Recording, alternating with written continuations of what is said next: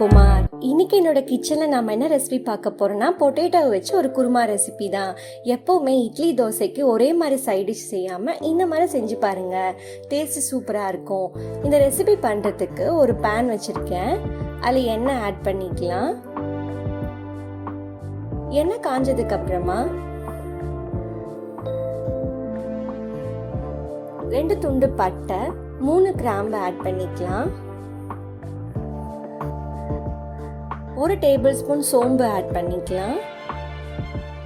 இது நல்லா பொரிஞ்சதுக்கு அப்புறமா ஒரு 20 சின்ன வெங்காயம் எடுத்து வச்சிருக்கேன், அதை ஆட் பண்ணிக்கலாம். இது நல்லா வதக்கிக்கலாம்.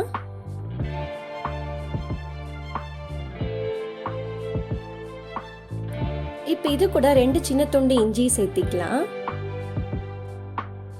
10 பல்லு பூண்டு சேர்த்திக்கலாம். இதுக்கு பதிலாக இஞ்சி பூண்டு விழுது கூட இருந்தால் 1 டேபிள் ஸ்பூன் சேர்த்திக்கலாம். இப்போ அதை நல்லா வதக்கிக்கலாம். வெங்காயம் நல்லா கலர் சேஞ்ச் ஆயிடுச்சு. இந்த ஸ்டேஜில் 1/4 மூடி தேங்காய் எடுத்து வச்சிருக்கேன், அதையும் ஆட் பண்ணிக்கலாம். இதாத்தையும் நல்லா மிக்ஸ் பண்ணிக்கலாம்.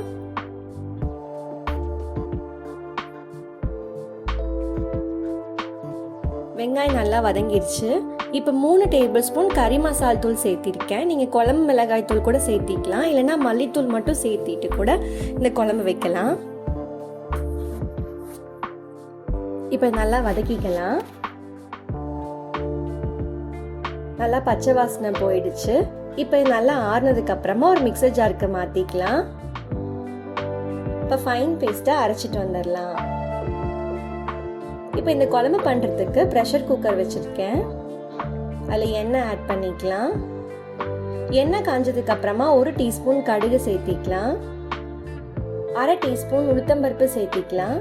இது நல்லா பொரிஞ்சதுக்கு அப்புறமா 1/2 டீஸ்பூன் சீரகம் சேர்த்திக்கலாம். இப்போ ஒரு பெரிய வெங்காயத்தை கட் பண்ணி வச்சிருக்கேன், அதை ஆட் பண்ணிக்கலாம்.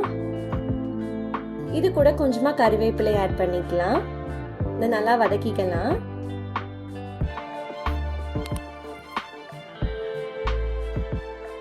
இப்போ இதுக்கு தேவையான அளவு உப்பு ஆட் பண்ணிக்கலாம். நல்லா வதக்கிக்கலாம். இப்போ ஒரு தக்காளி கட் பண்ணி வச்சிருக்கேன், அதை ஆட் பண்ணிக்கலாம். இதாத்தையும் நல்லா கலந்து விட்டுக்கலாம்.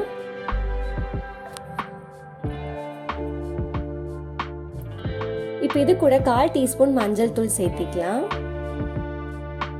1 டீஸ்பூன் மிளகாய் தூள் சேர்த்திக்கலாம். நல்லா கலந்து விட்டுக்கலாம்.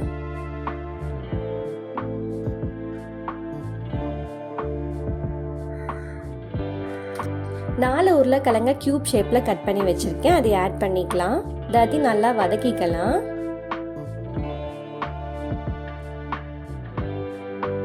இப்போ நம்ம அரைச்சி வச்சுருக்க வெங்காய தேங்காய் விழுது ஆட் பண்ணிக்கலாம். உங்களுக்கு குழம்பு எந்த அளவுக்கு திக்காக வேணுமோ அந்த அளவுக்கு தண்ணி ஆட் பண்ணிக்கலாம். நீங்கள் பார்த்துட்டு கொஞ்சம் கொஞ்சமாக ஆட் பண்ணிக்கோங்க. இப்போ எல்லாத்தையும் நல்லா கலந்து விட்டுக்கலாம்.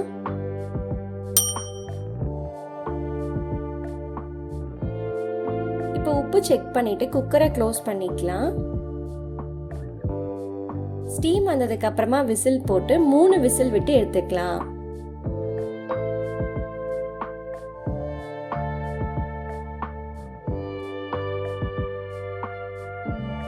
இப்போ ஸ்டீம் நல்லாவே இறங்கிருச்சு. நம்ம ஓபன் பண்ணிக்கலாம். உருளைக்கிழங்கு குருமா தயாராயிடுச்சு. உருளைக்கிழங்குலாம் நல்லா வெந்திருக்கு. இப்போ கொத்தமல்லி தழை தூவி சர்வ் பண்ணலாம். இட்லி, தோசை, சப்பாத்திக்கெல்லாம் ஒரு சூப்பரான சைட் டிஷ். ட்ரை பண்ணி பாருங்க. இந்த மாதிரி சிம்பிளான குயிக்கான ரெசிபிஸ் உங்களுக்கு பார்க்கணுன்னா என்னோட சௌமியா இந்த கிச்சன் சேனலை சப்ஸ்கிரைப் பண்ணுங்க. தேங்க்யூ ஃபார் வாட்சிங் மை வீடியோ.